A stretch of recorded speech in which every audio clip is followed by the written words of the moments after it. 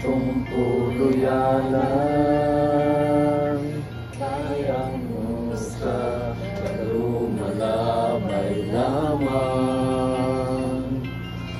Ang atong kuluyanan tuwa sa langit, sa atong Diyos ihanda.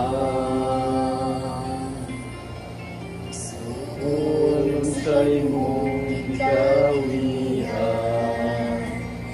dinhi sa yuta mapulos kasalanan. Tulong sa kagubot o kapagyasan, igsuon dili ni ang ato kuluyanan.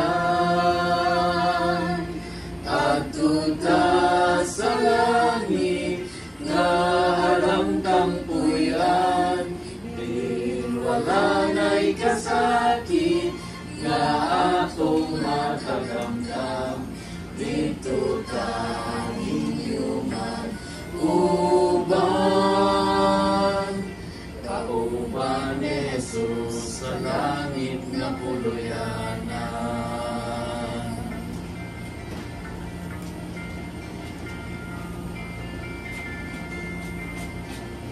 Ikaw na igugma dinhi sa kalibutan, kayang imong banggi labaw ka sa uban. Susultihan ko ikaw, biyahe ng tanan, ating kagbahandi sa langit nga puluyan. Adto ta sa langit nga haramtang puyan, di wala na'y kasakit nga atong makagamtam. Dito ta ninyo mag-uban, kauban ni Jesus sa langit nga puluyanan. Adto ta sa langit nga haramtang puyan, di wala na'y kasakit nga atong makagamtam. Dito ta ninyo mag-uban, kauban ni Jesus sa langit nga puluyanan. Kauban ni Jesus sa langit nga puluyanan.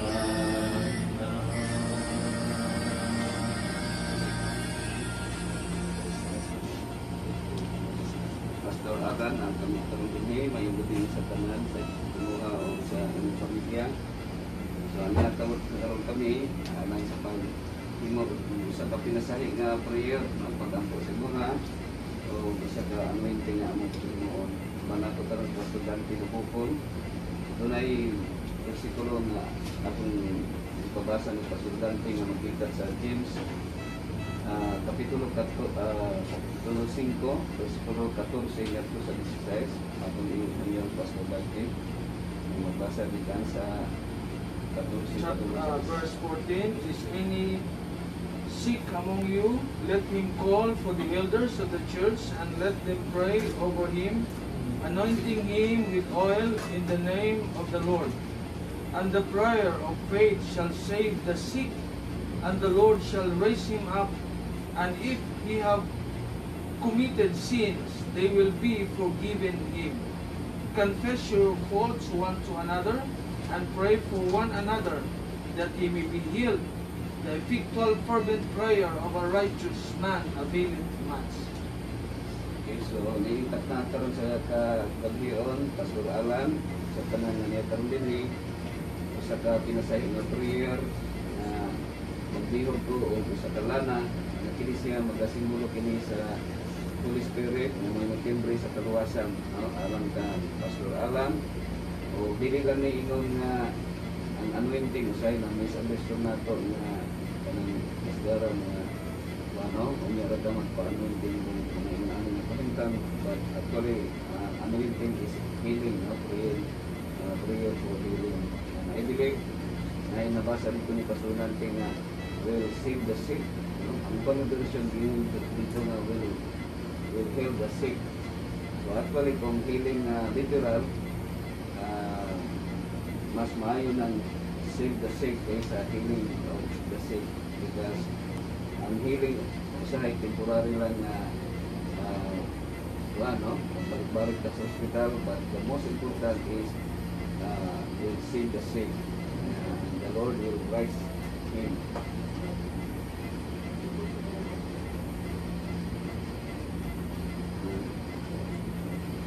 Okay, so karon ini takna karon Pastor Alan ngayong family o sumala sa nabasa ni Pastor Dante nga pinasaylo ay sa kada usa, no? O ikaw kung nakay debate sa imong na ikaw mangayo kag pasaylo sa Ginoo kay kita ka na makasasala man ka, and I believe na ikaw pasaylo sa Ginoo kung ikaw makapasaylo sa makasala sa Ginoo. So ini takna karon adunay imong mga sakop sa panimalay matag o spiritual sa imong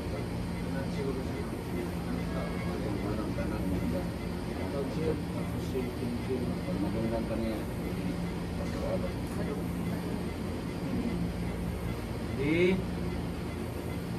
Jadi, gift boy ni Day. Happy birthday. Birthday naman kita ko. Salot naman ng daw. Happy birthday ni mo Day. And sama sumala sa atong nabuhat. Kung pasaylo ni mo na Day. Kanang ako nakasala tabi na sa paglit na Diyos. Kung napasalamat ni Day sa itong kinabuhi. Ikaw na yung mga inspirasyon. Tapos naman, ikaw na yung modelo. Na sa mga di magugibutang sa Ginoo karon din, na sa atong ministry. Sa palahi ng il at ang